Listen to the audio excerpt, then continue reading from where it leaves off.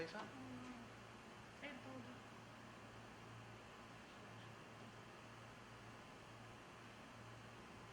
ده معاه؟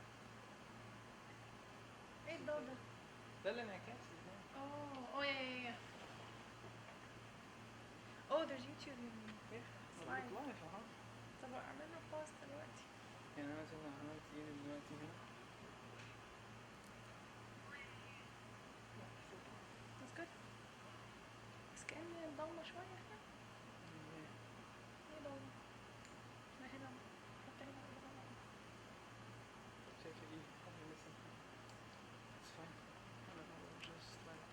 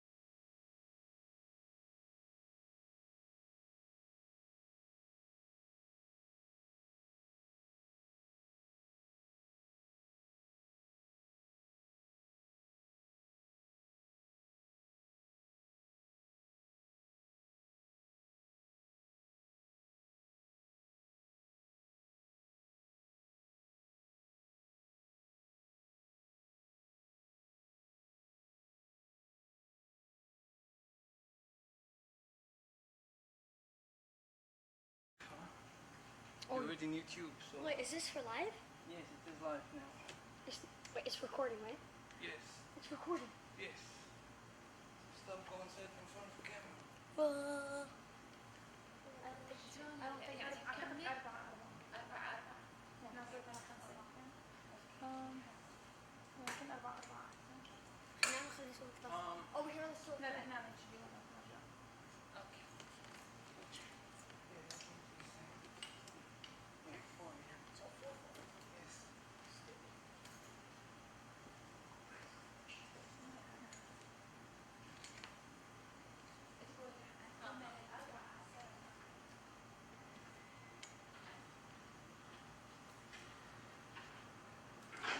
Okay. خليني أنا بنقل ده الأول if you don't mind. Okay. Yeah, شكرا.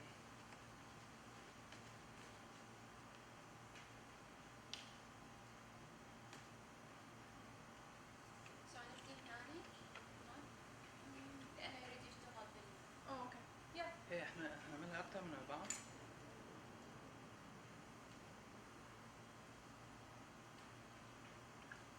اوكي. بس نقربهم على بعض 5 أنا ممكن أعمل كمان. طب استني خلينا نشوف نقربهم على بعض أحسن. تعالى نجيب ده هنا. ممكن تقعدي على الكرسي الأولاني كده بس.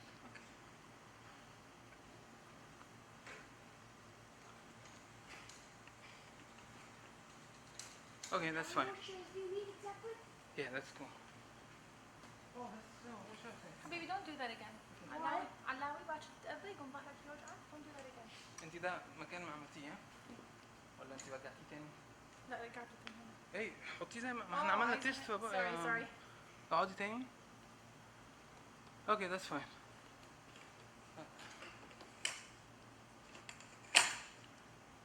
These chairs are stuck together. Yeah, خلينا نعملها. Watch this. Watch this. لا حبيبي لا تسوي. علي go inside يلا.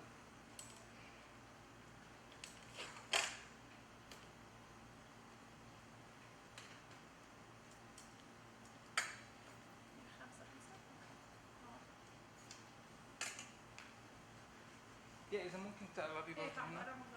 أنا أجيب لك الباقي من ورا.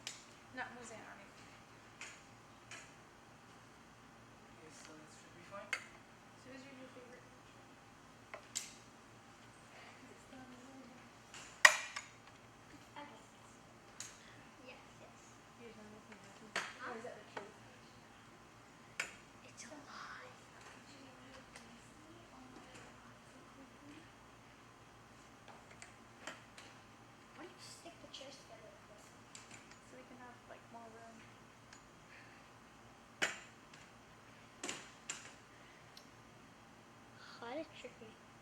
It's not wrong. The camera's not wrong. Like, it's not recording. Because what people were saying doing this.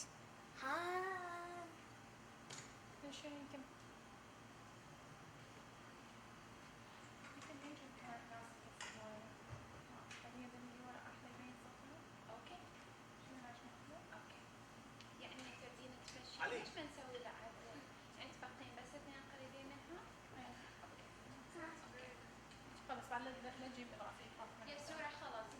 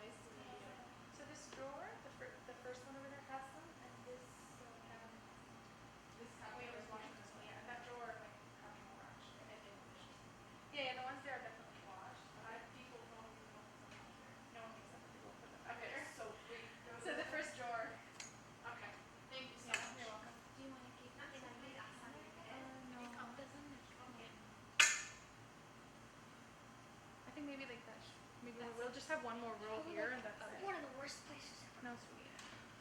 It's just interesting. Look at what we live. So tell me more about your new school. How was it? It's good. Do you like it better than your other school? I mean, it's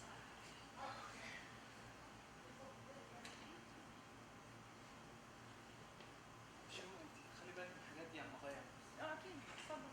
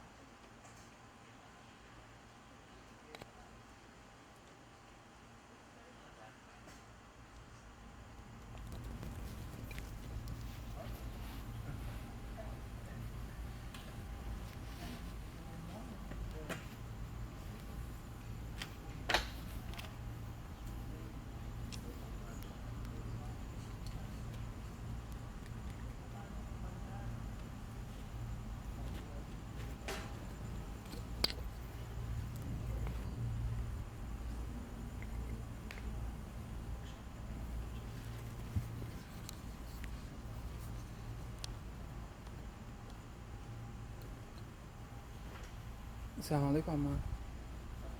الحمد لله. بقول لك التشانل اللي هي المفروض 5 6 7 3 7 5. اوكي خلاص ماشي، شكرا. اوكي خلاص، شكرا حبيبي، شكرا. يلا، السلام عليكم. سلام.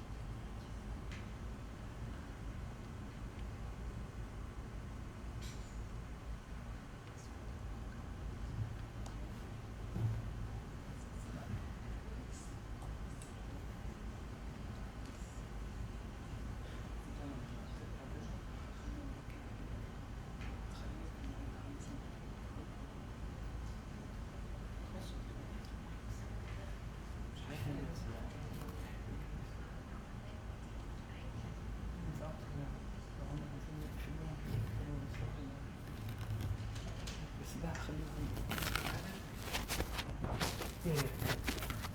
يا خلاص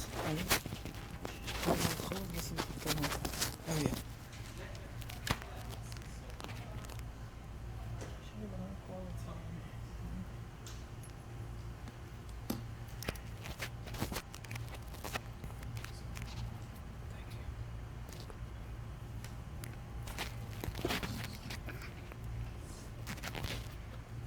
Do you think I should put this here so they Yes. I will come. So should I put this one kind of right here? Yeah, that's fine.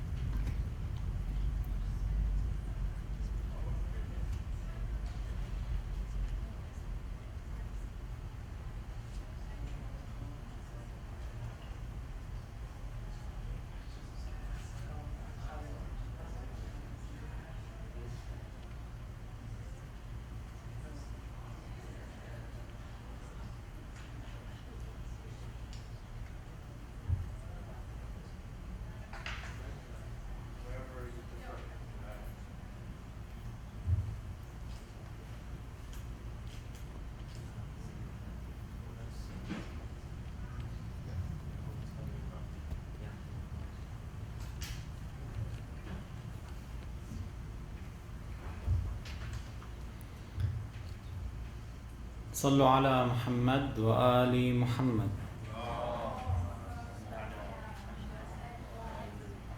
If we can kindly request from the brothers and sisters outside in the lobby if they can come in, the program is about to start, inshallah.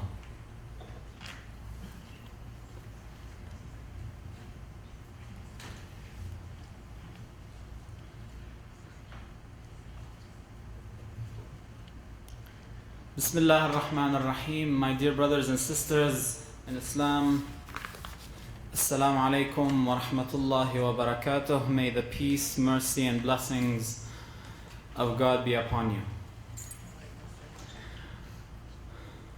First off, I would like to start by welcoming you guys to the IECOC Youth Interfaith event, which is under the theme Practical Steps to Successful Interfaith Cooperation. Today we are honored to have Mr. Lee Weissman and Sayed Hadi al-Qazwini as our guest speakers. Before we begin, I will be reciting a few verses from the Holy Quran for those who would like to follow along. Surah Taha, chapter 20, verses 9 through 37, page 312. Just as a short introduction to these verses are truly beautiful verses which tell the story of how Prophet Moses alayhi salam was chosen and told of his mission. Sallu ala Muhammad wa ali Muhammad.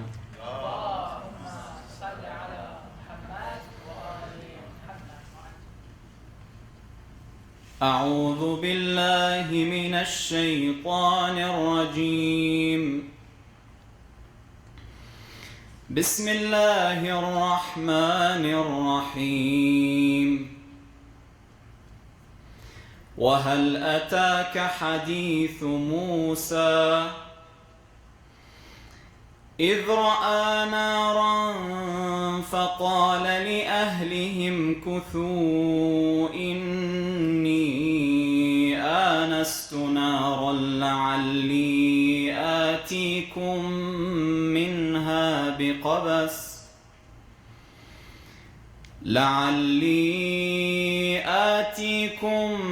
منها بقبس أو أجد على النار هدى. فلما أتاها نودي يا موسى إني أنا ربك فاخلع عليك إنك بالوادي المقدس طوى وأنا اخترتك فاستمع لما يوحى إنني أنا الله لا إله إلا أنا فاعبدني وأقم الصلاة لذكري إن الساعة آتية أكاد أخفيها لتجزى كل نفس بما تسعى فلا يصدنك عنها من لا يؤمن بها واتبع هواه فتردى وما تلك بيمينك يا موسى قال هي عصاي أتوكأ عليها وأهش بها على غنمي ولي فيها مآرب أخرى قال ألقها يا موسى فألقاها فإذا هي حية تسعى قال خذها ولا تخف سنعيدها سيرتها الأولى واضمم يدك إلى جناحك تخرج بيضاء من غير سوء آية أخرى لنريك من آياتنا الكبرى اذهب إلى فرعون إنه طغى قال رب اشرح لي صدري ويسر لي أمري واحلل عقدة من لساني يفقه قولي واجعل لي وزيرا من أهلي هارون أخي أشدد به أزري وأشركه في أمري كي نسبحك كثيرا ونذكرك كثيرا إنك كنت بنا بصيرا قال قد أوتيت سؤلك يا موسى صدق الله العلي العظيم صلوا على محمد وآل محمد.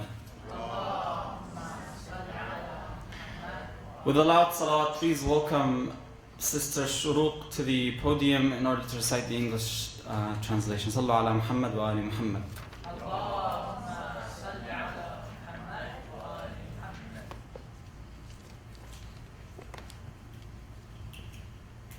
Bismillahirrahmanirrahim. In the name of Allah, the most gracious, the most merciful.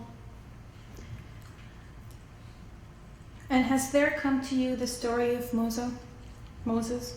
When he saw a fire, he said to his family, "Wait, verily I have seen a fire. Perhaps I can bring you some burning brand therefrom, or find guidance at the fire, whereby the heavens are almost torn, and the earth is split asunder, and the mountains fall in ruins, that they ascribe a son or offspring or children to the most gracious Allah. But it is not suitable for the majesty of the most gracious Allah that he should beget a son or offspring or children. There is none in the heavens and the earth, but comes unto the most gracious Allah as a slave. Verily he knows each one of them, and has counted them in a full counting. And every one of them will come to him alone on the day of resurrection, without any helper or protector or defender. Verily those who believe in the oneness of Allah and in his messenger Muhammad, peace be upon him, and work deeds of righteousness, and the most gracious Allah will bestow love for them in the hearts of the believers.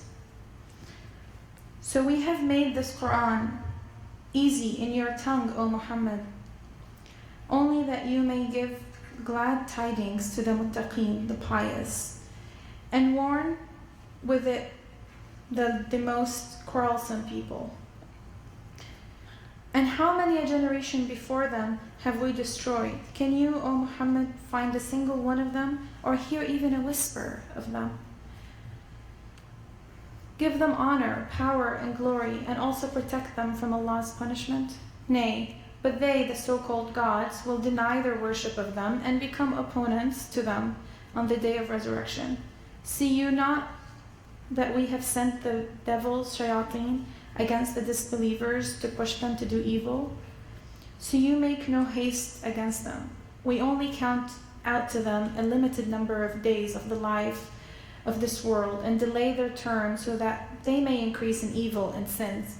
The day we shall gather the muttaqeen, the pious, unto the most gracious Allah, like a delegation presented before a king for honor. And we shall drive the mujrimeen, the polytheists, the sinners, the criminals, the disbelievers in the oneness of Allah to hell, in a thirsty state, like a thirsty herd driven down to water. None shall have the power of intercession, but such a one has received permission or promise from the most gracious Allah. And they say the most gracious Allah has begotten a son or offspring or children. As the Jews say Uzair, Ezra is the son of Allah, and the Christians say that he has begotten a son, Jesus, and the pagan Arabs say that he has begotten daughters, angels, and others. Indeed, you have brought forth said a terrible evil thing. And as regards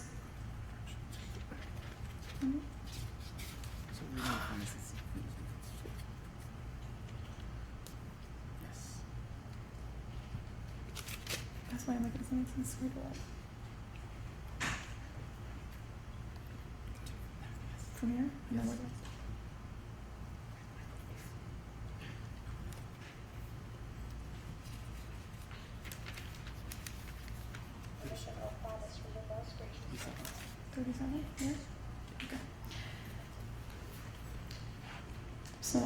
That we may show you some of the greater signs. Go to Pharaoh, verily he has transgressed all bounds in disbelief and disobedience and has behaved as an arrogant and a tyrant. Moses said, O my Lord, open for me my chest and grant me self-confidence, contentment, and boldness, and ease my task for me, and loose the knot and defect from my tongue. Remove the incorrectness from my speech. That occurred as a result of a brand of fire which Moses put in his mouth when he was an infant. That they understand my speech and appoint for me a helper from my family, Aaron, my brother. Increase my strength with him, and let him share my task of conveying Allah's message and prophethood, that we may glorify you much and remember you much.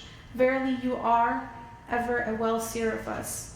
Allah said, you are granted your request, O Moses, and indeed we conferred a favor on you another time before, when we inspired your mother that which we inspired, saying, put him the child into the tabut, and put it when he came to it, and he was called by name, O Moses, verily I am your Lord, so take off your shoes, you are in the sacred valley, Tuwa, and I have chosen you, so listen to that which will be revealed to you. Thank you. Thank you, Sister Shuruq.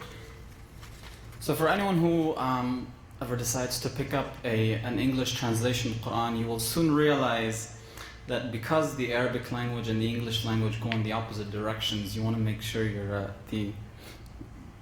opening the correct, going in the correct order. I believe the English translation goes from right to left, but in any case, Sister Shuruq, thank you. I've made that mistake before, but it's okay. It's absolutely no problem. Sallu ala Muhammad wa ali Muhammad. So today we will begin, as I mentioned already, we are honored today to have Mr. Lee Weissman and Sayed Hadi al-Qazwini today with us. We will begin today with Mr. Weissman, and for those who don't know him, Mr. Weissman was raised in a secular family. He graduated summa cum laude from George Washington University with a bachelor's in religion. He followed that with a graduate education at the University of Chicago in South Asian Studies, specializing in Sanskrit and Tamil studies, and spent 7 years in India, where he started to become an observant Jew. He received most of his Jewish education from Rabbi Leo Tesler. For the past 16 years, he has had a very successful career as a Jewish educator, as well as the person behind Jihadi Jew on Twitter and Abraham's Tent Forum on Facebook. Mr. Weissman has thousands of followers worldwide, seeking with him to make the world a better place. His work on Jewish-Muslim dialogue has taken him to work with students in Toronto, Asheville, NC, and UC Davis universities. This past summer, Lee spent a month on the East Coast speaking in synagogues, mosques, and homes to encourage interfaith dialogue and friendship. Today we are honored to have Mr. Weissman amongst us, so please welcome him with a loud salawat ala Muhammad wa ali Muhammad.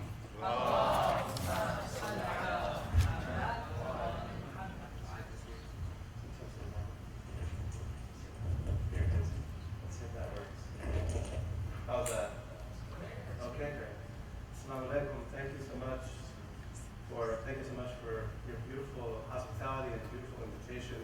Thank you to the Jews and thank you to the Sayed Hadi for inviting us and listening to us. I'd like to begin with a few words of faith.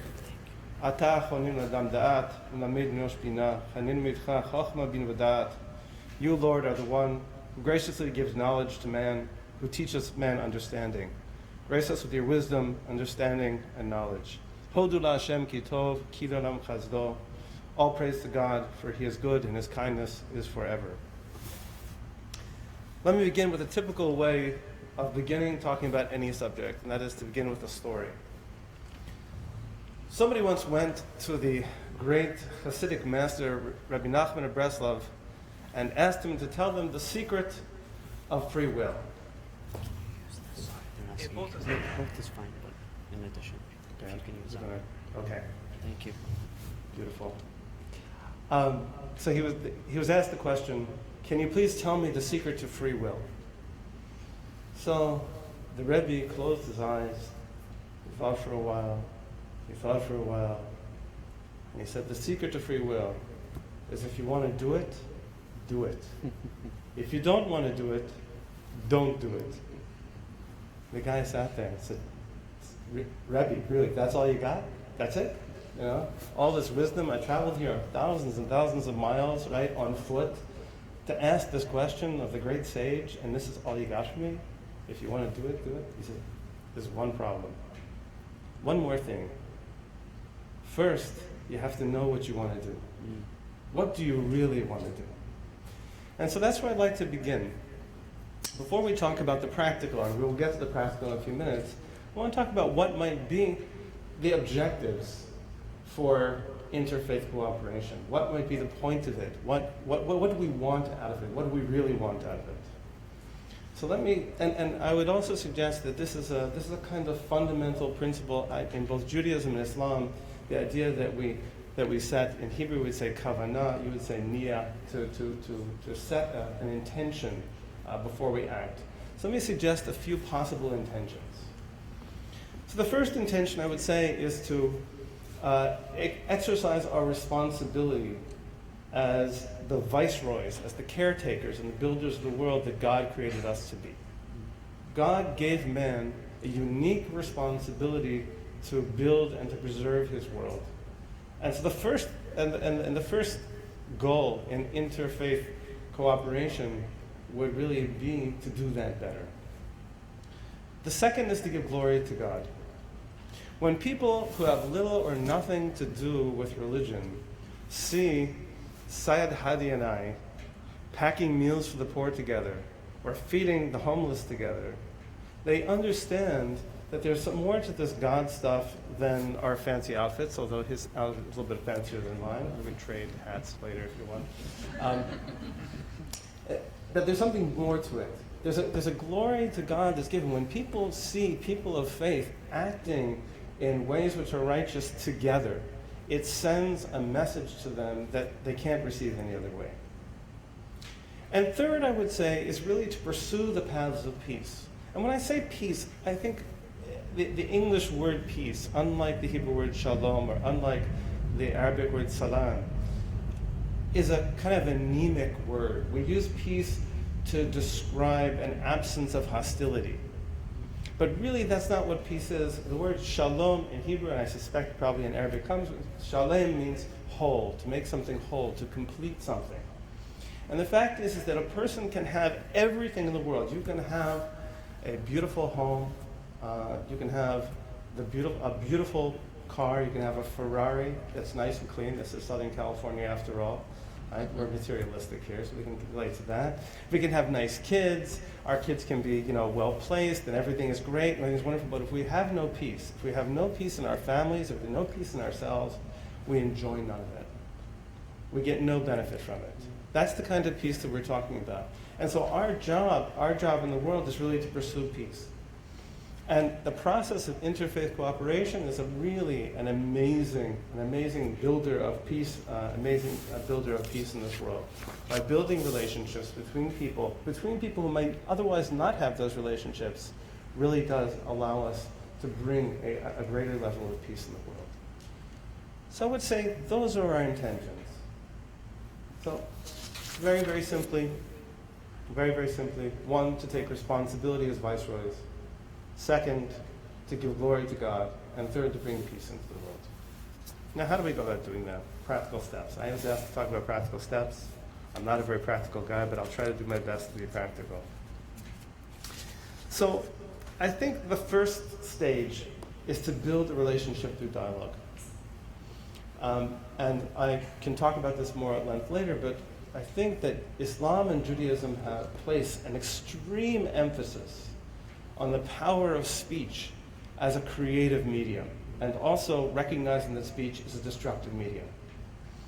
And that gives us a unique ability and opportunity to be able to communicate way better than we do, and to communicate way better than most people in our society do. I think we have much to teach our society about communication.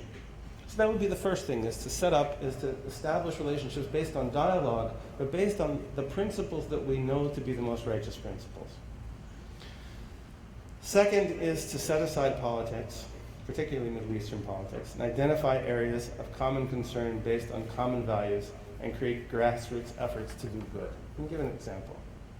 So how is it possible that we religious folks, here we all are, live in Orange County, Southern California, surrounded by incredible wealth, and a few miles away in Santa Ana, a little farther away than in Long Beach, maybe a little further away in Los Angeles, a little further away in San Bernardino, you have some of the poorest communities in America.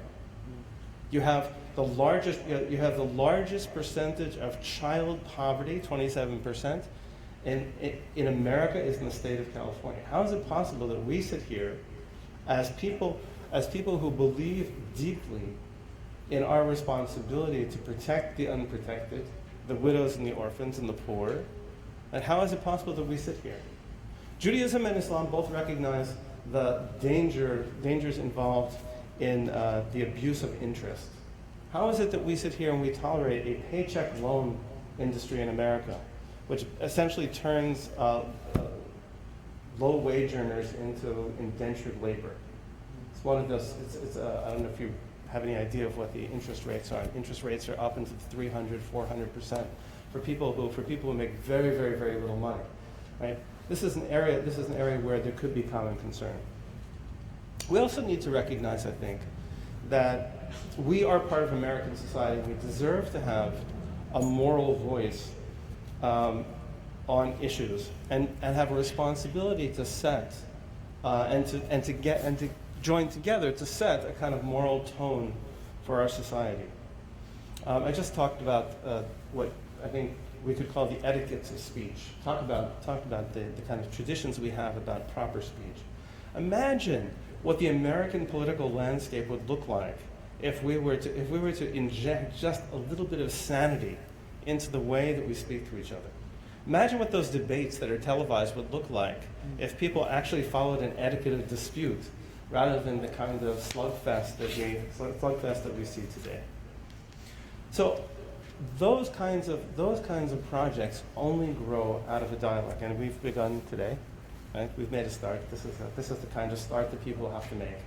Just merely making invitations, hospitality, Thank you very much, Ali, for beautiful hospitality. Brought us nice things to drink. Just the simplicity of hospitality, the simplicity of opening up our places to each other and to be able to talk to each other, that's really the beginning. And I think that we're proving today that that's eminently practical and eminently possible. That's the start. Go ahead. Yeah, I'm fine. I'm fine. Okay. So let me go back a little bit and talk about a little bit about the possible nature of dialogue, and the possible nature of how we build a dialogue. And I'd say that there are a couple of different layers to that dialogue building. The first layer, I would say, is the simple surface of communication, simple externals of communication. Things like smiling, gentleness of voice, calm in the face of derision. Jewish law actually says that all of these things are required. That a person is required to speak gently, that a person is required to smile. Not my strong point necessarily, I try. That even when a person insults you, right, to be able to remain calm, to avoid crude language, insults, even to use, in Jewish law, even to use a nickname for somebody, even an affectionate nickname could be a problem, like somebody has a big nose, just call them Big Nose, even as a joke, right? May not be such a great thing, right? It's just that simple, those simple surface things. The second is always to maintain a deep respect for individuality. If we look around this room, it's very clear that God's intention in our creation was to make each one of us look and be absolutely different. There's no two people in this room who are exactly the same. The Talmud makes a very nice illustration. It says that when a king mints coins, right, all the coins look the same. Right? If you look at a quarter, right, George Washington looks the same on every quarter. But when God created man from one man, each person ended up looking absolutely different. Each person absolutely different. There's a rabbi, the Kotzker Rebbe, who said, he says, just like you wouldn't walk into a room and tell somebody to change their face, so also you wouldn't walk into a room and tell somebody to change the way they think. Each person thinks absolutely differently. Right? And I think Islam has a beautiful take on this.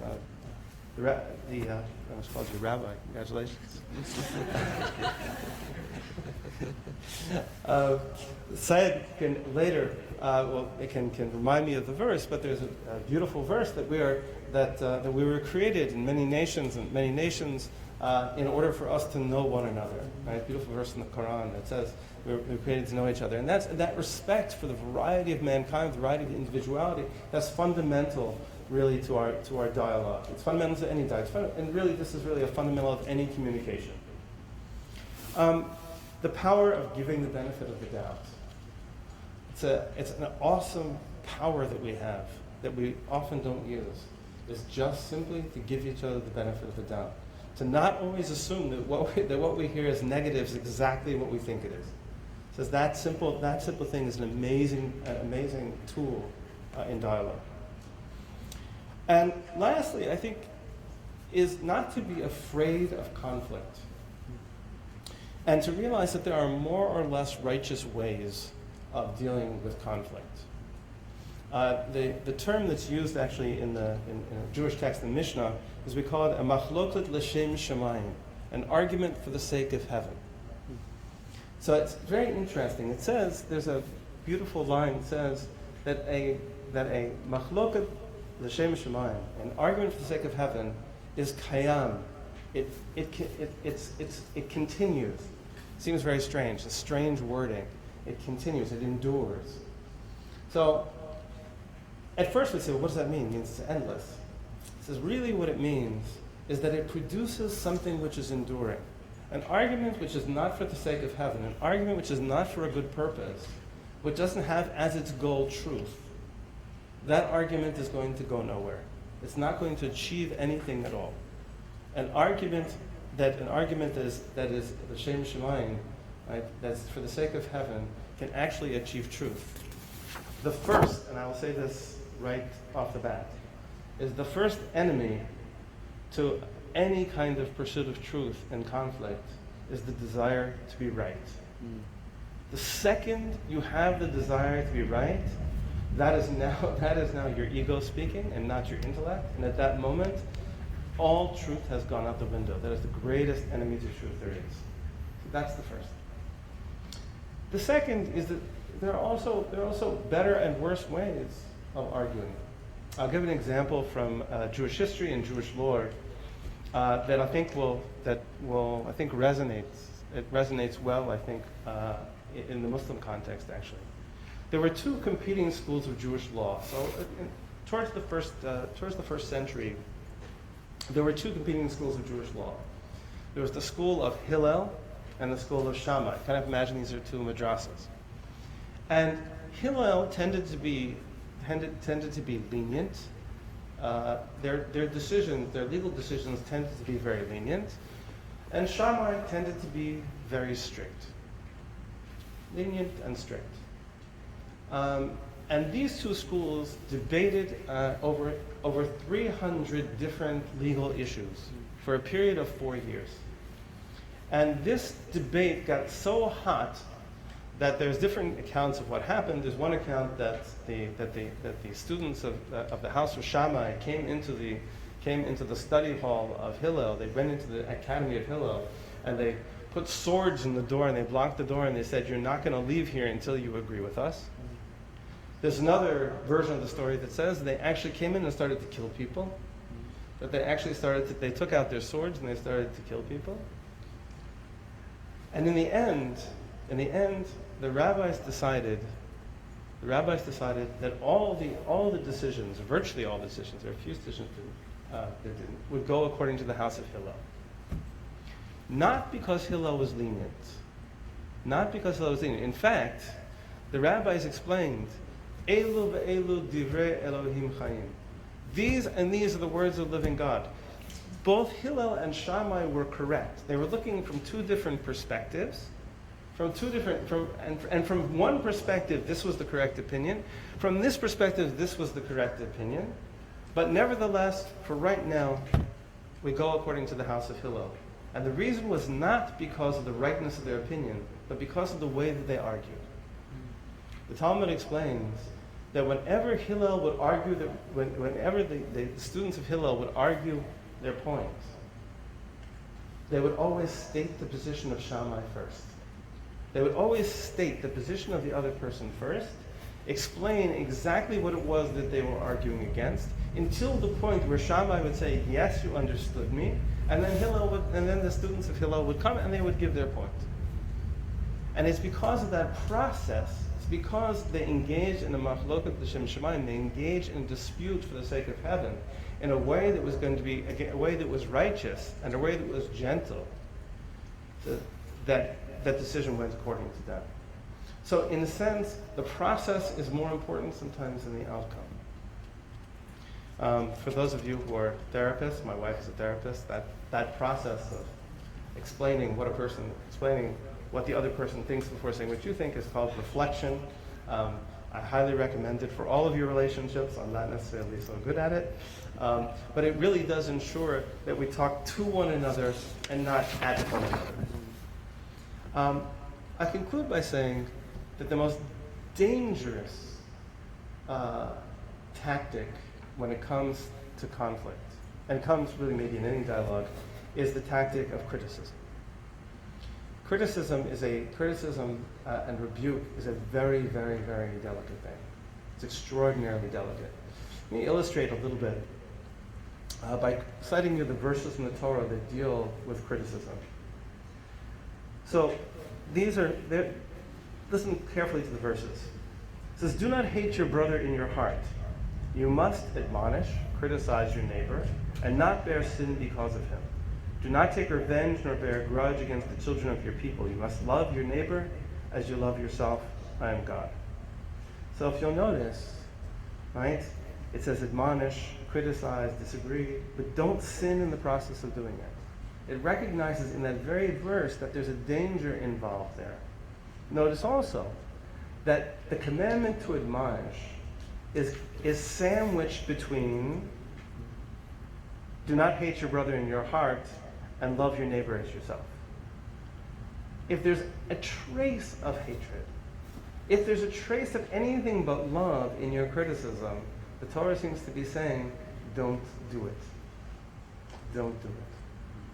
So I think, to conclude, these guidelines are wonderful. And I would say that religious people, I can speak for my own community, and I think I'm now, having spent some time in the Muslim community, maybe I can speak a little for them too.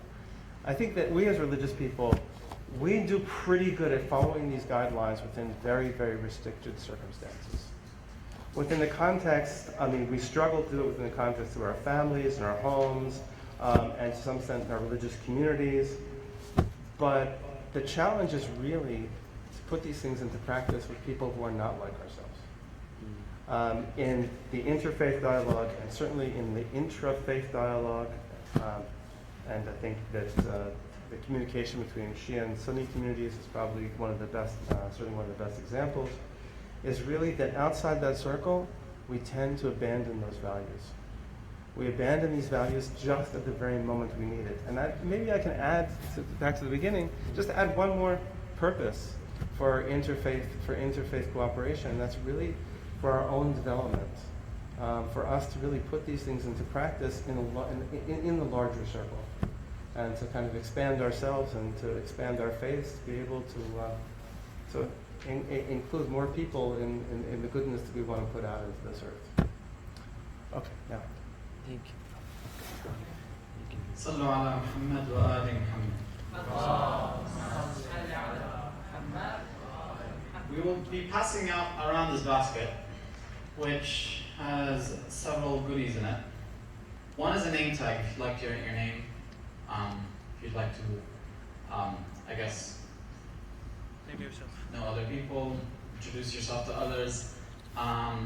There are also these note cards, which you can write your question on. If you have any questions for Sayed Hadi or Mr. Weissman. And the pencils are in this box. So we'll pass that around.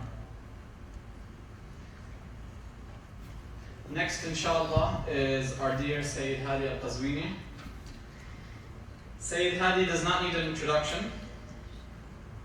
Alongside his father, he has been here ever since a child and or a youth. And for myself, I remember him as my Sunday school teacher.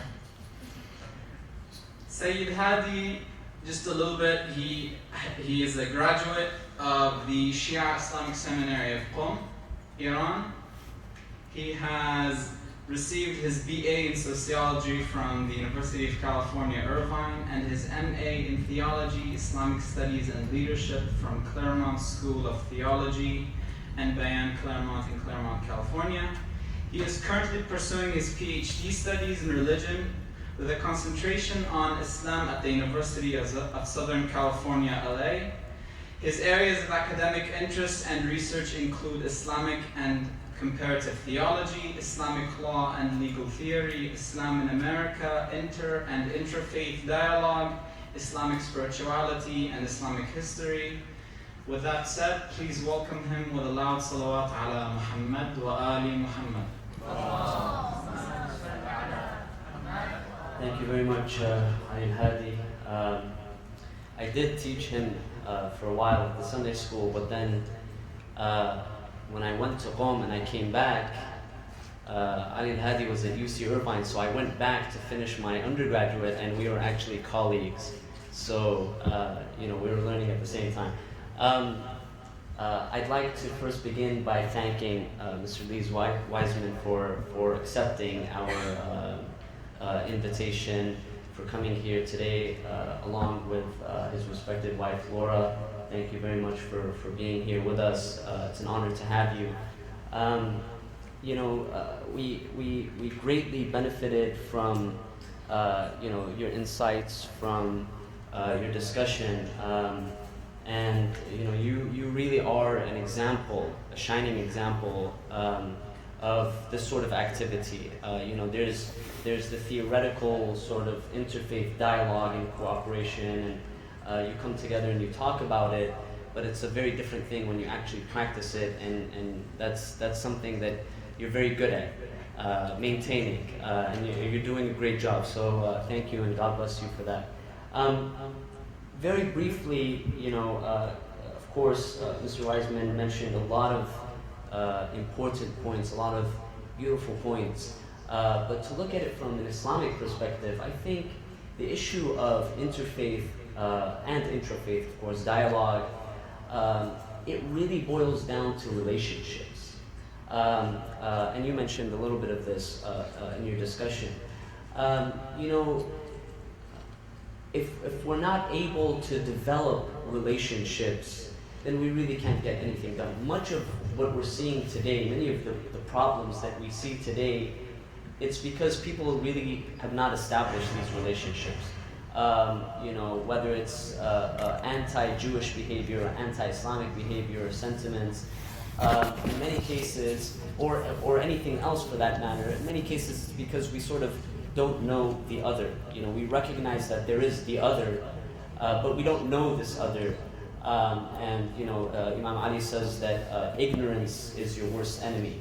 And it's because of this ignorance, that we have this lack of understanding and of the other, that many problems tend to occur. And so it really boils down to the issue of relationships.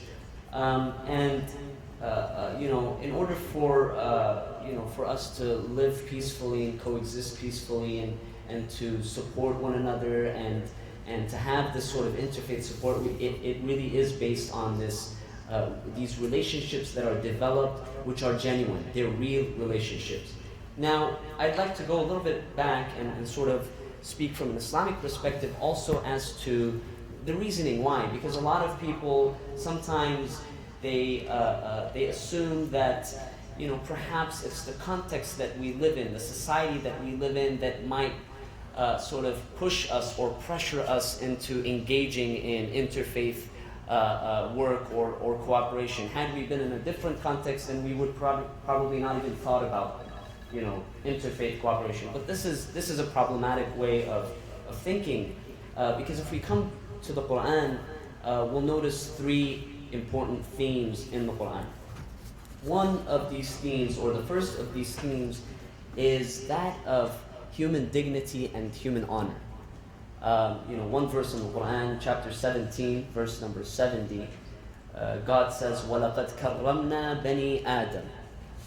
Indeed, God has honored the children of Adam without qualifications, without conditions. We believe that all humans are the creation of God, that we are all, no matter what our religious background is, no matter what our ethnicity or race or whoever or whatever we may have, we all go back to one thing, and that is being the creation of God.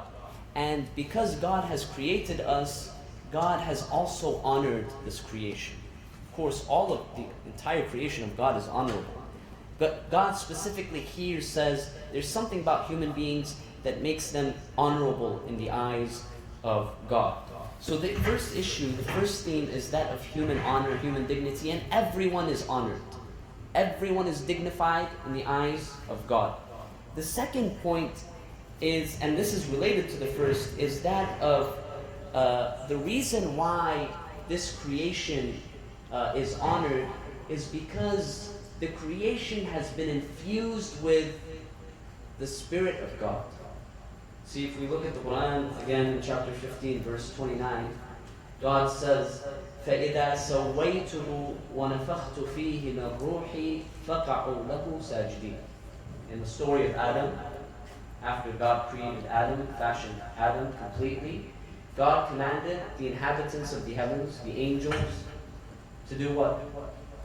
To prostrate before Adam, right? God created Adam.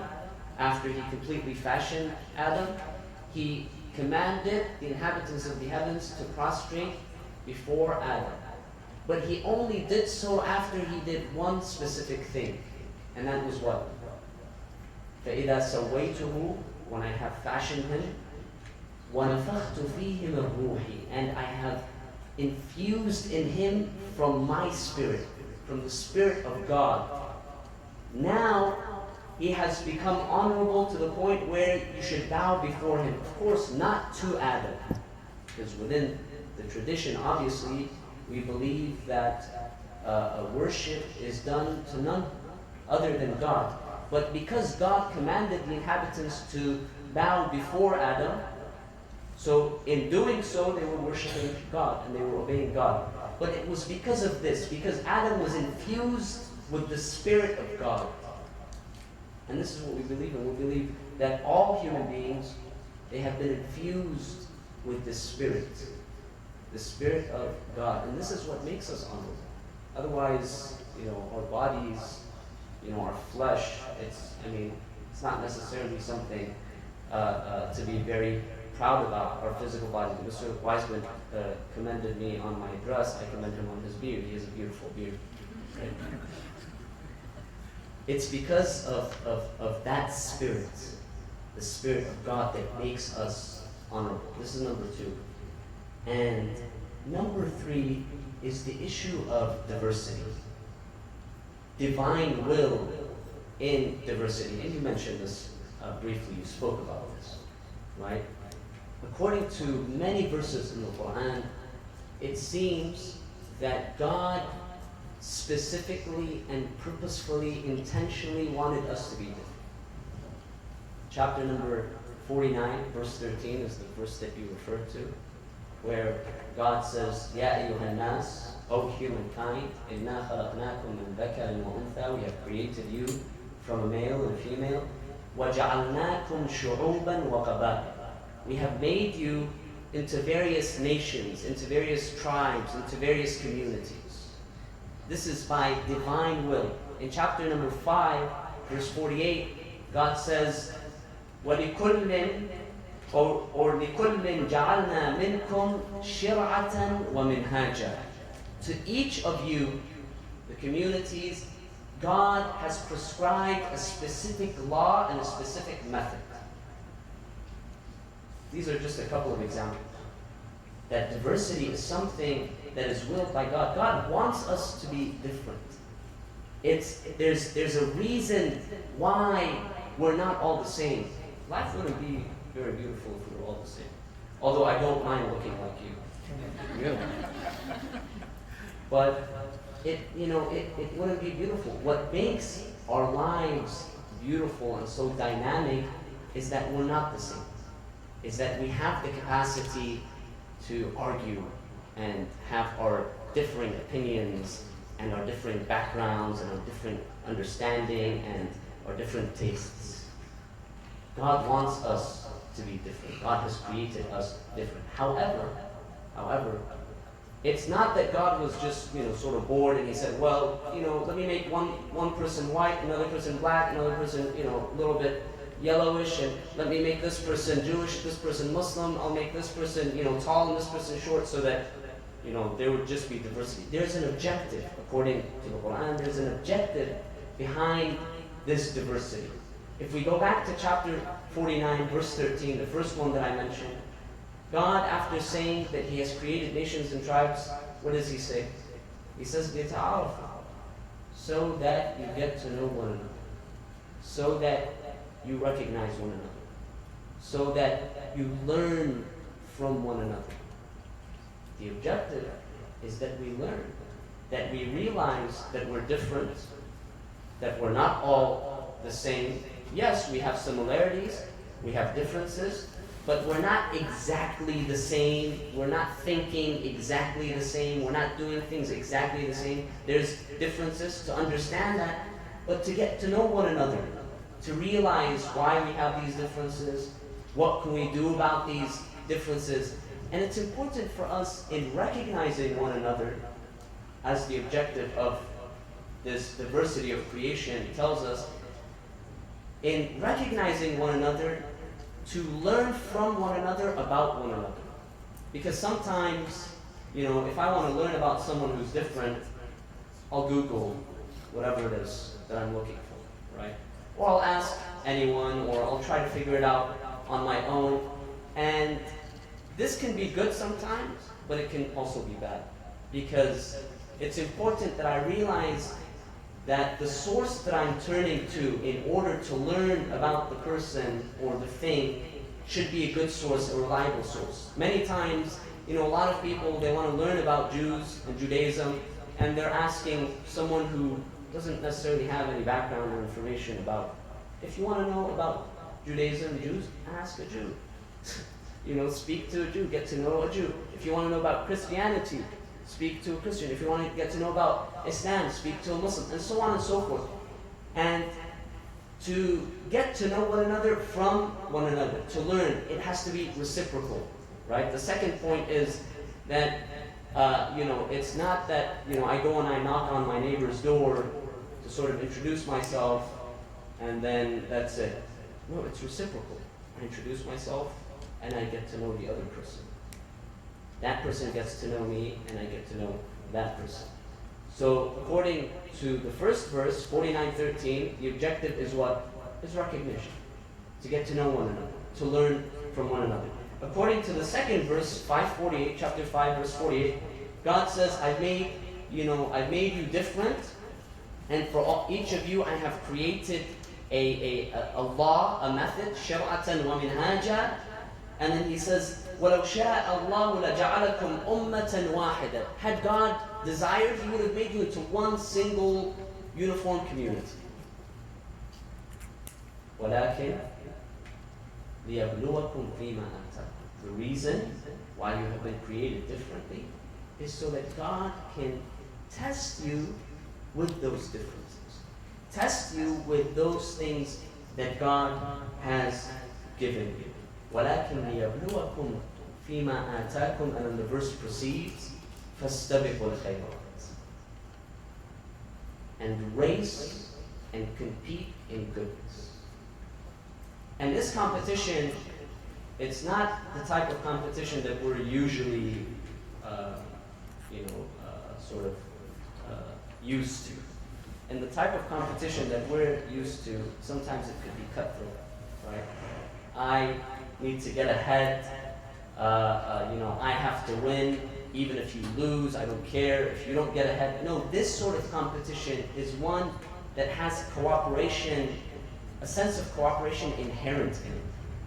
You're helping one another. You're competing all together. You're racing all together in goodness. فَاسْتَبِقُوا الْخَيْرَاتِ. And then God says, listen, in the end, you're my creation.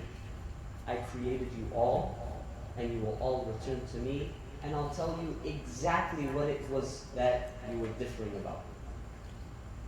All of those things that you were confused about and you were ready to kill each other about and destroy one another, I'll tell you exactly what the truth behind all of that is.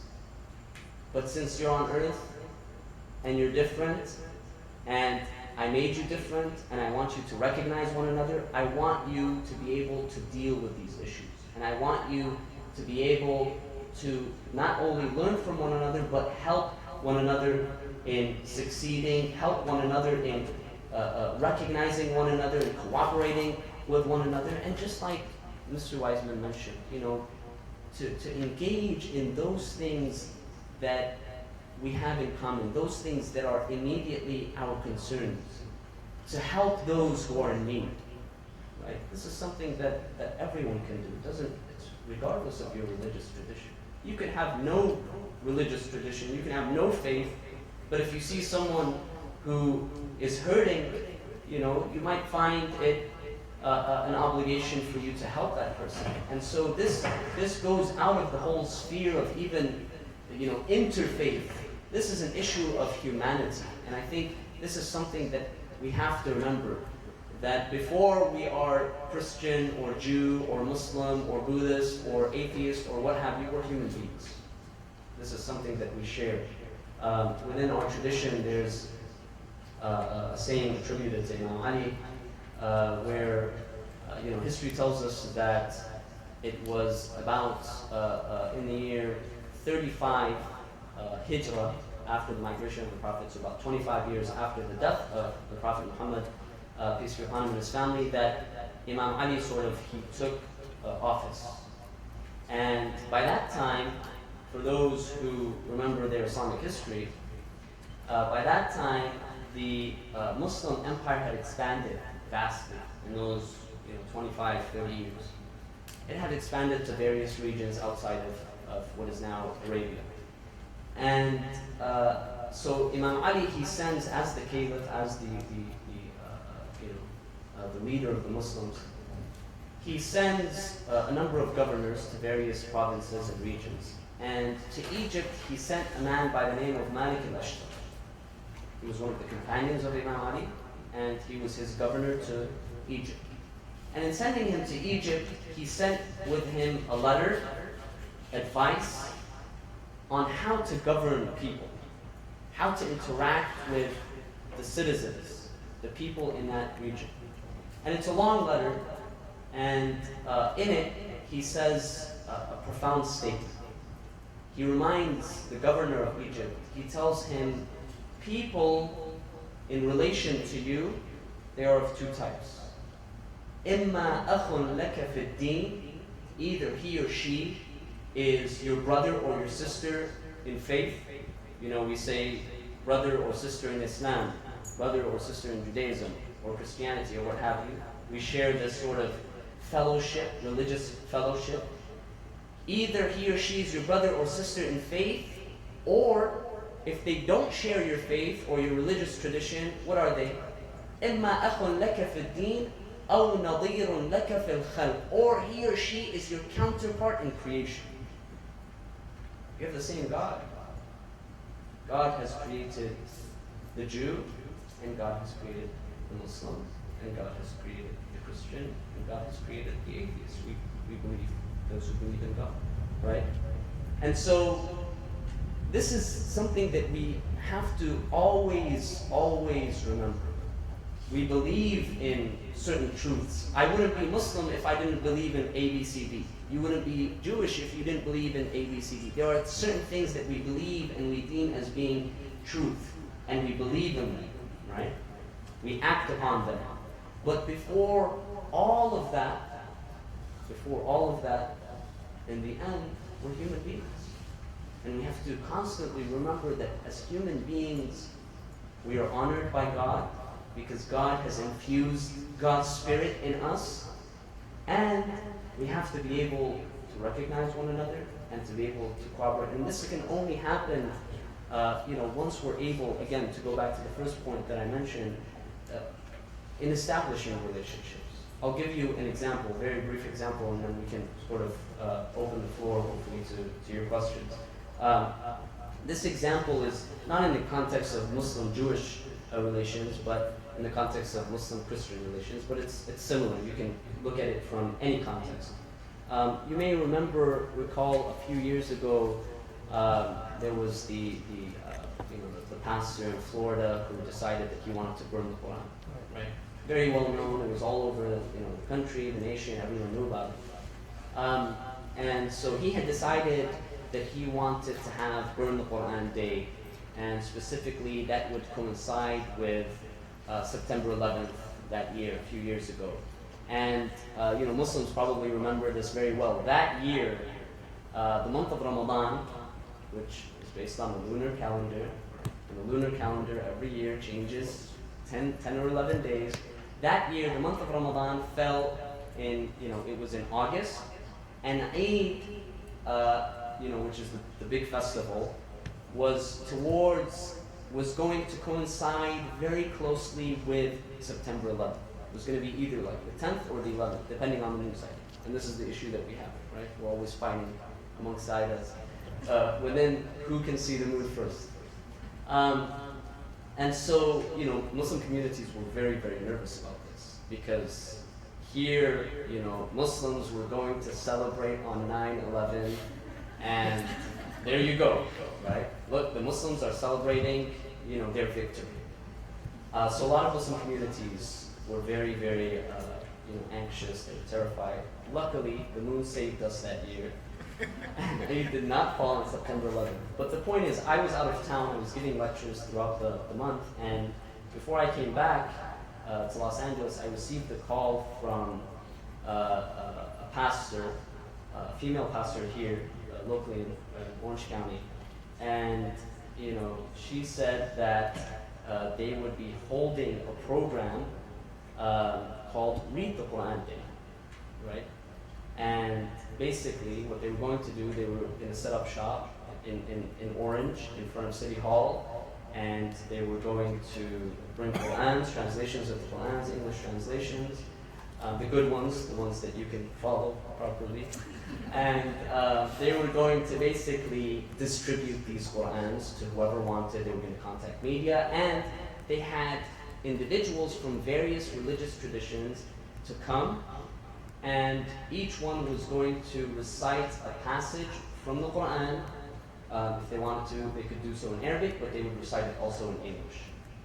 And so she was basically inviting me to attend this event hosted by Christian church, interfaith community, called Read the Quran Day. I hung up the phone and I just thought to myself, I said, wow, I can't believe this is happening. I was so embarrassed because I didn't think myself to hold a Read the Quran Day, right? This is my religion, this is my holy book, and I should be doing something about it instead of worrying about the moon sighting and whether he would fall on September. People were thinking, there were others who were thinking about these issues. And they had decided that it was their responsibility to stand up against this sort of bigotry and this sort of prejudice. And I went there and I participated in this program. I was one of the people who recited a section of the Quran, and they had found the most beautiful verses in the Quran. I told them, like, if I wanted to find these verses myself, I would need to think for days, right? These very beautiful verses that were very relevant, and each person read, passages from the Quran, and everyone was, discussing these issues. And the point was basically that, these things, they develop out of relationships. You have to get to know your community. You have to get to know your neighbors. If you know your neighbor, the news can say whatever they want about this person, but because you know that person well, right, then it doesn't matter. They can say whatever they want. Right? Hajj Ahmed Khalifa and his family are neighbors of Mr. Lee Weissman. They were telling me a little bit about, their communications and their relationship. They're really 2 houses away. Yeah, 2 houses away. Yeah. And it's these relationships that develop. When these relationships develop, then it's totally different. Yes, you're Jewish, I'm Muslim, and yes, we have our differences and we believe in different things. Some of the things that we believe in are irreconcilable. Sometimes they seem to be completely opposite of one another. But all of this stuff, it doesn't matter anymore. Because you're getting to know the human being. You're getting to know similarities. You're getting to know those things that you're both passionate about. You're getting to know those things that you can work together with one another in order to try to do and to make this world a better place. So I think it really boils down to relationships and understanding our nature and understanding the issue of similarities and differences, and I think that's all. Yeah, once the Qazwini picks up the mic, he doesn't answer. Okay, competition is on.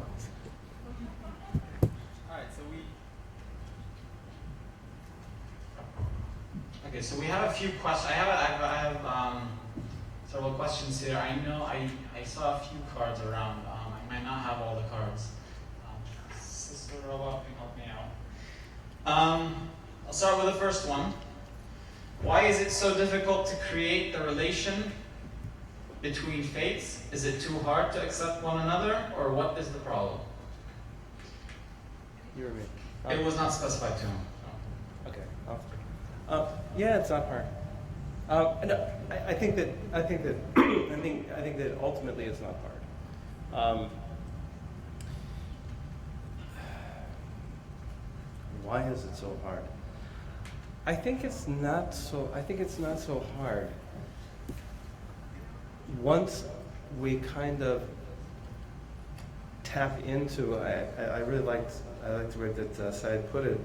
Once we tap into this kind of basic core of humanity, It's not hard at all. Once you stop looking, just to give it a really practical example. Once I look over, okay, and I see next to me, instead of seeing, the Sayyid in all of his glory as a spiritual leader, I see a scholarly young man really trying to lead his community the best way possible, trying to be a good son and trying to honor the legacy of his father and his grandfather. I start to see a human being.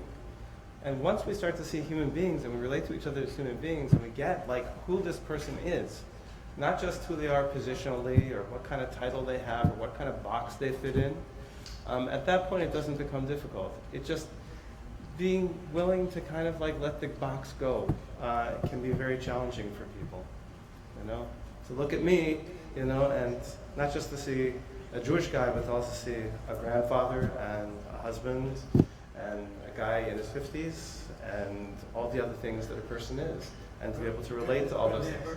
And neighbor. Good neighbor. Yeah, good neighbor. Yeah, I never, I didn't steal his trash cans or anything. This is Irvine. Never splashed anything in his car.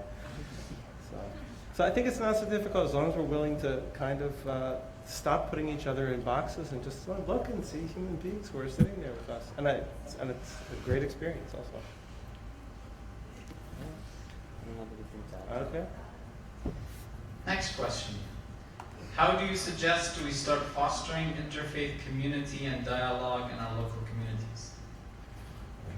I think we just did it. Yay! I know. I think that the hardest thing sometimes, the hardest thing is to make a start. The hardest thing is to make a start. And I think one of the things is to sit down together in dialogue and think of a project. Think of something to really do together that really kind of manifests our values. I sort of thought about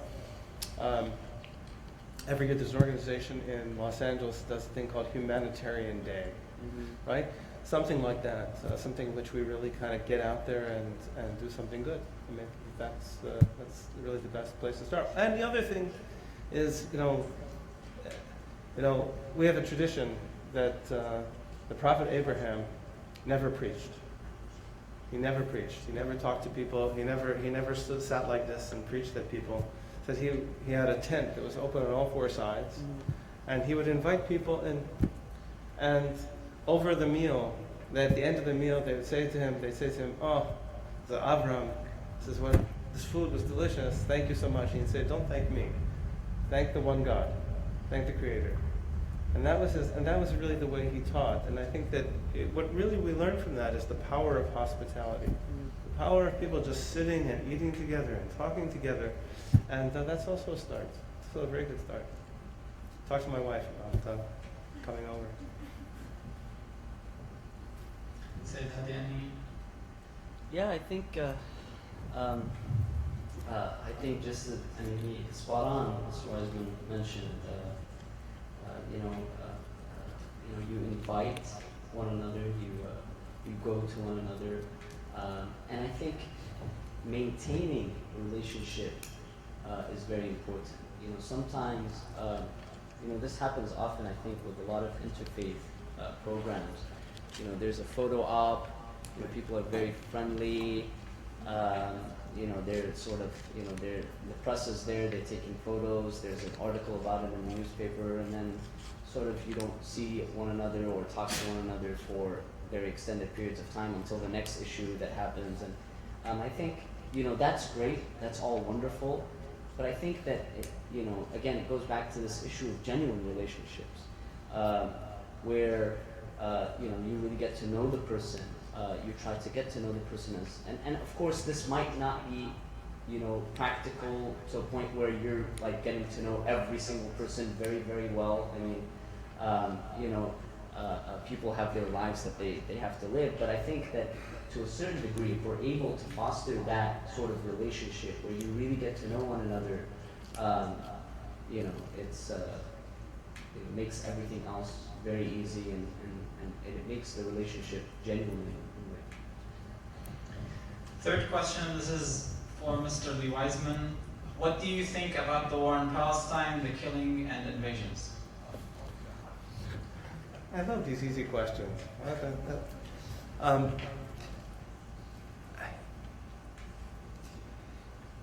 I abhor, personally, I abhor violence, I think, of almost any kind. And I certainly abhor any kind of oppression whatsoever. I'm not a political person in the sense that I feel like I have like this detailed knowledge of the situation. What I will say is that if you ever wanted to look at a place in the world where all the principles that I've talked about here have completely failed and fallen and have never been put into place, that unfortunately is certainly the situation there. All forms of communication except communications of violence have been completely abandoned. And the result is horrific. The result is horrific for both peoples. The result is horrific. I have not much more to say about that except that we have to act on we have to at least for us here, to begin to show what it means to act on our best values and to provide a model and to advocate for people there to act on their best values, and for them to really come to communication, to come to dialogue, and to be able to come to some kind of peaceful resolution of what is obviously really an unlivable and very painful situation. And with that, tell us about, but I'll be talking about more afterwards also. Thank you. A related question. Do you think Zionism represents Judaism? My wife is laughing at me. You know, I'm always hesitant to talk about Zionism because it's one of those words that means a lot of different things to a lot of different people, and even in the Jewish community, it's hard to find two people who actually mean the same thing when they say it. And I think that for most people in the Muslim community, when you say Zionism, it really means a hatred and disdain for Palestinians. And I have no hatred or disdain for Palestinians at all. And I don't think that, as a famous Rabbi Menachem Froman once says, the Torah says, love your neighbor as yourself. The Palestinians are my neighbors, so I love them. So having said that, Zionism in all of its varieties, as I understand it, is various forms of Jewish nationalism. And I would encourage, before I answer the question, I encourage people to kind of get educated about it. There's a beautiful set of essays. I always recommend them to people. There's a rabbi named Rabbi David Landesman who wrote a book called Food for Thought. I can give the reference. And he wrote 4 essays. One of the essays is Zionism enthusiastically no. The other is Zionism absolutely yes. And the third one is Zionism maybe. And it examines Zionism from a religious perspective. And to me, that's the kind of best analysis. There are ways in which Zionism as a political movement relates to the holiness of the land as we understand it. We believe, I think all Jews believe, that Israel is a holy place, and that it's a place where we have certain special obligations religiously and certain restrictions religiously, and that to live there and to be there is if not a religious obligation, it's certainly religiously preferable. And there is that level of it. And then there are many Jews who would not identify themselves at all as Zionists, who would still believe that it's a holy place, but would not identify with the politics at all. I personally I was a high school history teacher. And as a high school history teacher, I came to have a proper disrespect for nationalism in almost all of its forms. I think the history of the last century showed us that nationalism is not always, is almost always a really terrible way to go. Whenever you have an in-group, you have an out-group, and I'm very suspicious of nationalism. So I think that I think that there are certainly people who call themselves Zionists who have good motives and don't hate Palestinians, and there are people who call themselves Zionists who don't have such great motives and really do hate Palestinians. It's really there's a wide variety in the Jewish community. If you meet somebody who calls himself a Zionist, before you go on the attack, I would highly recommend that you talk to them about what they mean by it. To step back and to say, well, why don't you tell me what you're talking about? So why don't you tell me what it is that you really believe and really kind of get a sense of who they are. Once again, this, putting people into the box, is not always the best way to go. To sort of say, okay, are you a Zionist? I went to a mosque in Union City, New Jersey, and I spoke, and the first thing, a guy stood up and he said, I don't care about anything else you said. I just want to know, are you a Zionist or not a Zionist? And I was taken aback by the question.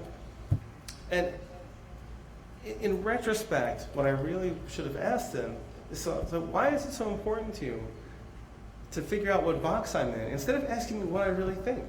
Instead of sitting down with me, and by the way, I will tell you that I did sit down with him, and we've talked and we're now friends. The very guy who stood up, we became friends, and I've learned a lot from him, and I think he's learned a lot from me, but only because we stepped out of the box. And I think so. So I think that instead of dealing with isms, I think you should deal with people and find out what they really believe. I think I just became a Qazwini on that question. Okay. Thank you. Sayed, this question I believe is for Sayed. When we learn about Islam at school, some things are inaccurate. Should I ignore it, or should I say that it is inaccurate? Am I teaching this course? So when the question is posed, some things are accurate. I think it's important that we identify what we mean by that. Do we mean that it goes against, or it seems to contradict what I may have previously learned elsewhere that I think is true?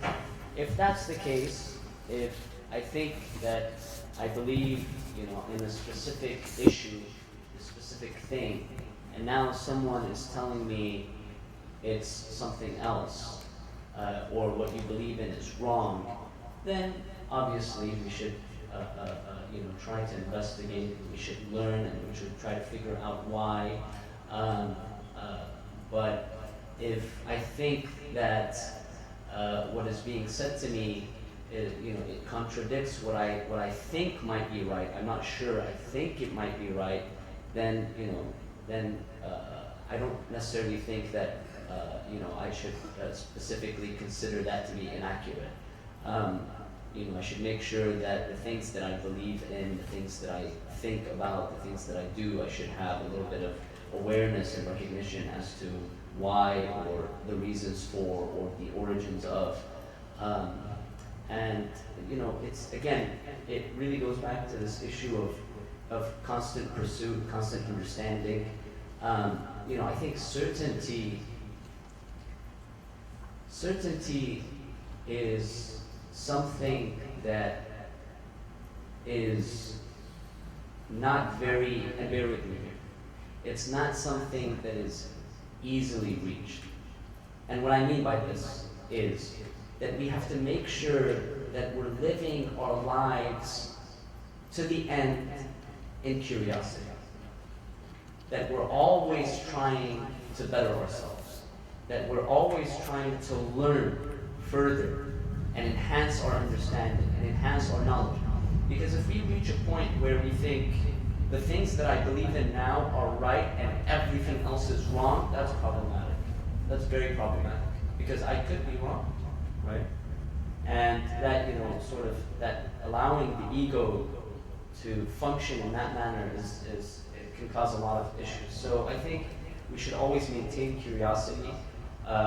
Yes, believe in the things that we believe in firmly, if we have evidence for, but also leave room to grow, leave room to understand, leave room for further, a greater degree of certainty, if you will. And I think, those are my 2 cents. Hey, can I disagree with you? Sure. I'll slightly disagree. I think one of the things as a non-Muslim, one of the things that really strikes me is the incredible ignorance of Islam in America, and I think it's useful for Muslims to get used to the idea that sometimes they have of being able and willing to correct misconceptions, even if those misconceptions are coming from a teacher. It's harder. It's hard. I mean, I certainly have seen this. I'm a teacher in a high school. I teach in a Jewish high school, and we have a history program and so forth. And Islam comes up in a history program. And there are teachers who teach it better and worse, depending upon their experience and so on. And I think that sometimes it's reasonable to kind of slip your teacher, some information and say, just not obviously to do it with humility, do it with humility and a respect and so on. And to say, I'm not sure that that's exactly right. Here's something that I have that share information, and allow them to come to their own conclusions and do the best you can. I think it's helpful. I think America is just coming to know Islam. It's sort of been on the fringes of things. And of course, you have, of course, negative stereotypes and so on too. And so I think there's, value to that. Next question, question for Mr. Weissman. Is it a Jewish tradition to grow a beard? Yes. Yes, it is. The Talmud describes the beard as the hadrat panim, as the beauty of the face, as the beauty of the face. In the Jewish mystical tradition, the beard is associated with the flow of compassion into the world. It's a whole long story why that is. It's based on verses in the Torah. It says that when Aaron, when Harun, the brother of Moses, when he was installed as the high priest, they poured the oil over his head, and the oil flowed over his beard, and that flow of the beard is considered to be the flow of God's compassion to the world. And so the custom among Hasidic men is not to cut the beard at all. Is to leave our beards natural. Some people don't even touch them because they don't want to lose any hairs. They're very careful about their beards; they just don't go near them. But the custom is certainly to have a beard in different communities. Sometimes short beards, sometimes long beards, and there's also a prohibition on shaving. We're not allowed to actually shave with a straight razor. So if you're going to shave, you have to shave with something which works like a scissors. So like an electric shaver, some of them it can work like that. But so some of us just avoid that altogether by not shaving at all. So that's the thing on the beard. I've got a whole book on the beard, everything you want to know. So come on over. It's become trendy now too. Yes, well, of course, now it's problematic because now, actually, ironically, for some strange moment in American history, the two beards that are most popular are the kind of the Sunnah, the Philadelphia beard they call it, which is the Sunnah beard, right? It's a short beard with no mustache, and then you have, or a little mustache, or you have the hipster beard, which is a Hasidic beard, And so I'm constantly looking over at people and going, I wonder, you see a guy in a baseball cap, it's really hard to tell anymore, It's, Next question. How do you approach interfaith communication when it is brought up at the workplace? Where not only do you have to worry about the difference in faith, but also or is a legal issue? Give that to you, because I work in a Jewish school. Yeah. He works in the mosque. Yeah, I don't know if I specifically understand what they mean by it's a legal issue. Like, again, I'm not a lawyer, so or an expert in law, so besides Islamic law, not an expert, but learning. I don't know if I necessarily understand the question where it's a legal issue at work. Did you? So it's like human resources usually say not to discuss religion at work, but you know, we're people and it can't help that sometimes it's brought up. So how do you approach something like that without seeming like you're hiding it, but also communicating? Yeah, that's interesting. I actually do have that problem. I work in a let's just speak personally. So I work in a school which is a non-observant Jewish school in which I'm the only observant teacher. Well, no, it's not true anymore. I'm the most observant teacher for sure. And I'm the most observant teacher for sure. And I have a lot of non-Jewish colleagues, and I have Jewish colleagues who practice different kinds of Judaism than I do, and I'm constantly having to explain myself and constantly sort of like explaining why I'm doing this or not doing that. And, and it can be even down to like, I walk out of the bathroom and we say a prayer after we use the bathroom. Well, it's pretty strange for colleagues to see me sort of whispering to myself after I go to the bathroom every time. At some point you have to explain these things because otherwise they think you're crazy, or various kinds of issues, and issues come up with what I eat and what I don't eat, and what days I'll be in school, what days I won't be in school, or I also go on this annual pilgrimage and try to explain what that's all about. And I think that if you're open, and if you're talking as one person to another, that you're not going to have problems with your human resources. I mean, I think one of the things that human resources, they try to protect people against proselytization and feeling somehow that religion is going to be used to oppress other people. But if we're talking as human beings and talking about like, this is what's going on in my life, and what's going on in my life is I have this holiday coming up, and this is what's going to happen, or I'm going to be fasting all day. So expect me to be a little bit slower, to be a little bit slower than usual. Things like that. I think once we're talking as human beings, once again, that really changes everything. I think the secret to talking about religion is not to talk about religion. Talk about your life, and if religion is part of your life, then it's part of your life.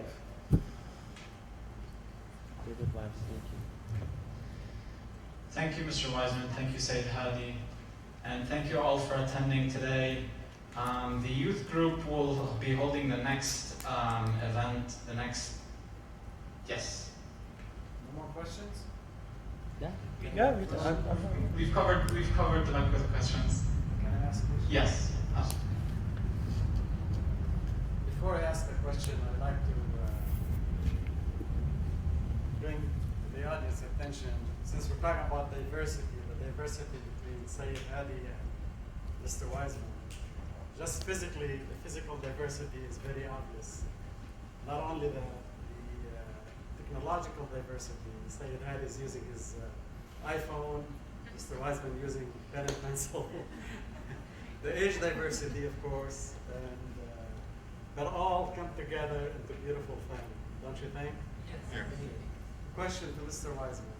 One of the guidelines that you mentioned at the beginning is to have the dialogue excluding politics.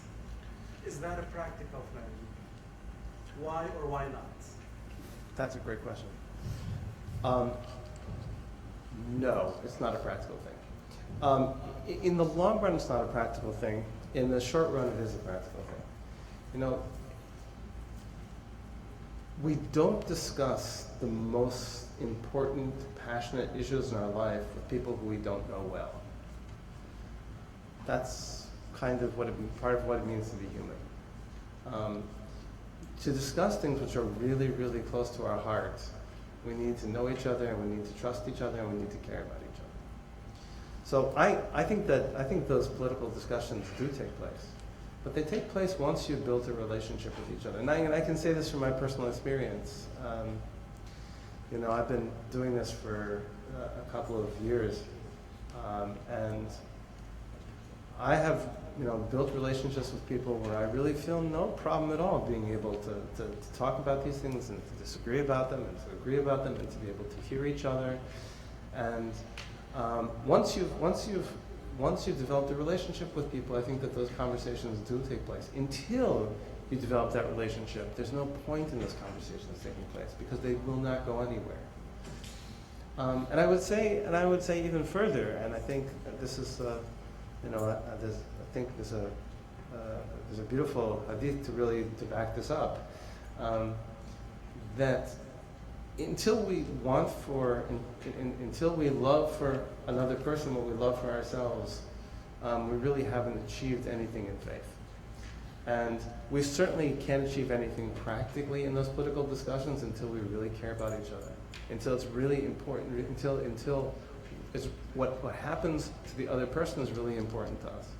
And for me, that's really the beginning, is really to create a situation in which people actually care about each other, in which they love each other even, and want the best for each other. And at that point, that conversation can be, and I agree that it's the elephant in the room. It's always the elephant in the room. And so I would never say, there's no elephant in the room. I'd never say that. I say there's an elephant in the room. And once we've developed a relationship, we're going to intend to that elephant, and we're going to be able to do it in a way that's never been done before. But the truth is, if we keep doing it the same way we're doing it, we're going to get the same results. And I think it's pretty clear that the results haven't been real good. So, my wife? Oh, I can't say no to my wife. And toward the goal of continuing this relationship and getting to know each other better, Mr. Weissman does have a pen and paper, and if you would like to continue the relationship, please put your email address or Facebook or whatever, and we'll stay in touch. And I also have an iPhone, also. I'm very attached to my iPhone, also. But yes, please, we'd love for people to come to keep in touch, and I'll keep in touch with you, and we'll be happy to invite you, have you to our home, and get to know you better. Thank you very much. Thank you. Any other questions? Yes. My question is, if someone is interested, like I'm interested in reading the timeline and knowing more about the scriptures, but to know how to go about doing that, because I feel like just reading them is not enough for me to understand it on knowledge. So is there recommendations to like a temple, or is it possible for me to go into like a Torah study, or is that, you know, your opinion? That's a good question. I'm not sure I have a good answer to that. You should give me your email address. Let me try to think about kind of like what would be the best way, like here, to approach that and to find a way to do that. I mean, obviously, there's certainly ways to do that, and there's a lot of resources online and things like that also.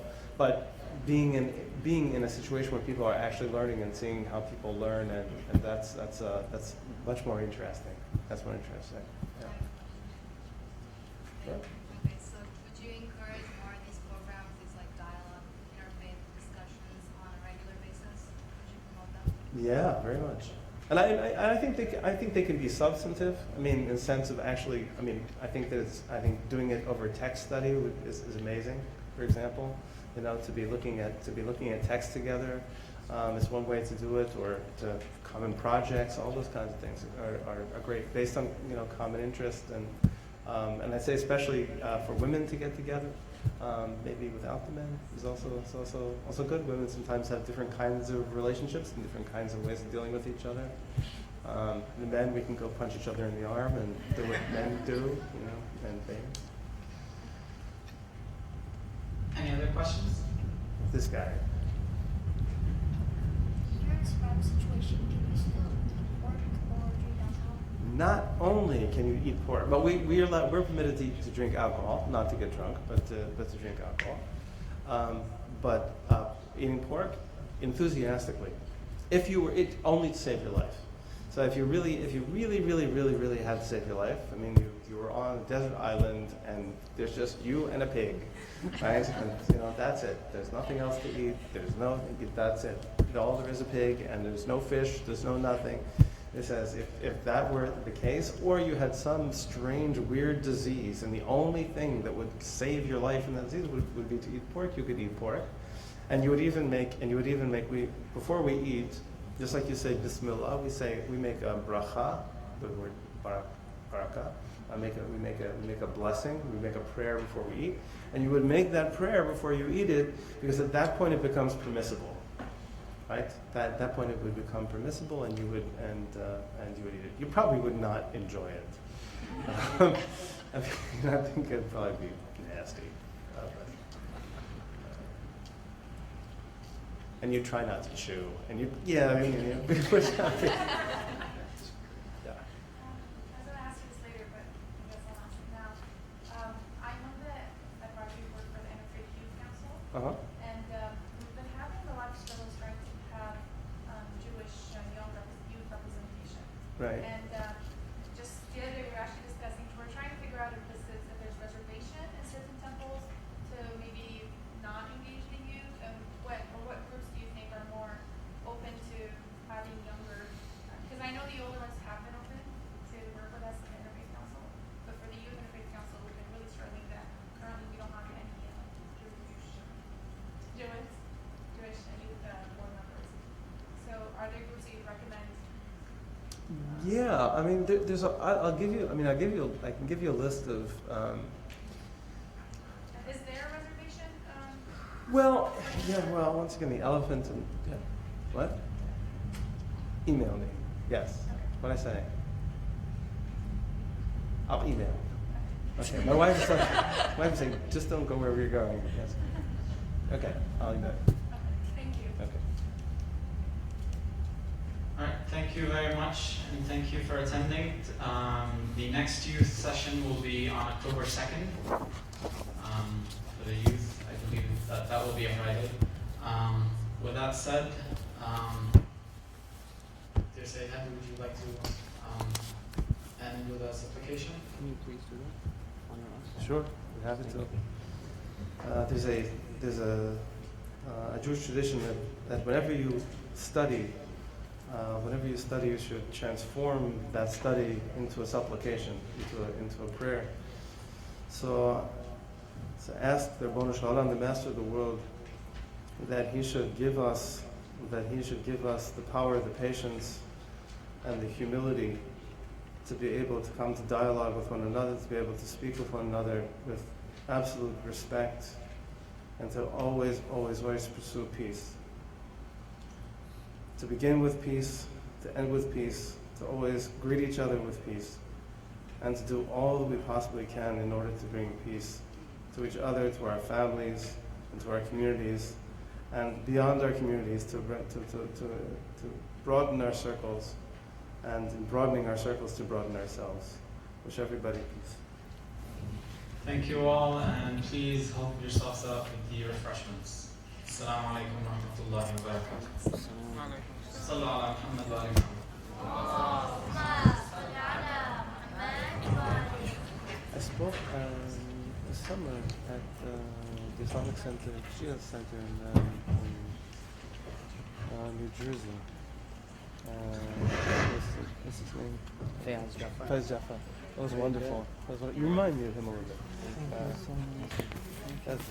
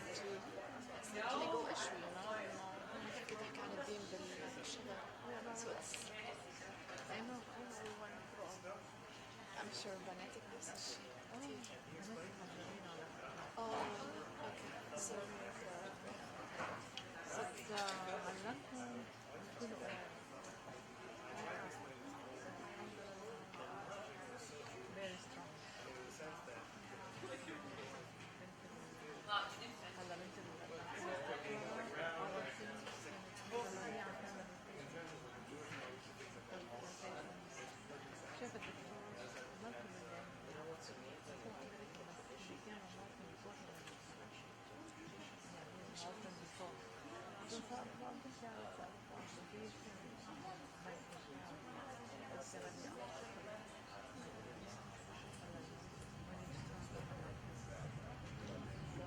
wonderful.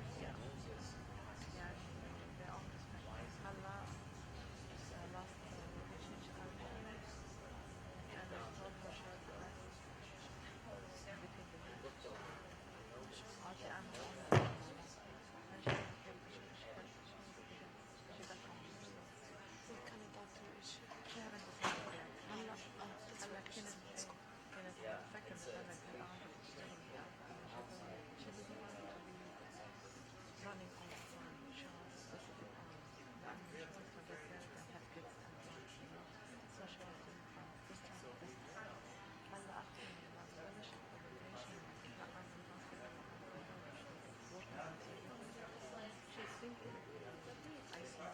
I see.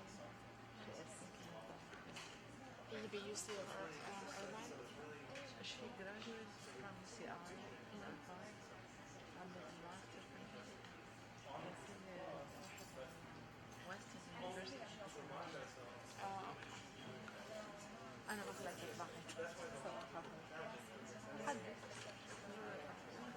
حتى الرقمية بطلع تطبعي هي موجودة بزنس هي عم Oh my gosh, that's awesome. بزنس corporate. That's fantastic. I should talk to her. كمان أعمل لماما عم فكر كفر وأعمل بدل ال MBA أعمل محاماة بالبزنس مثل intellectual properties يا فيها هي كتير بس انت اشتغلي هذا كان السبب بس هلا بتشتغلي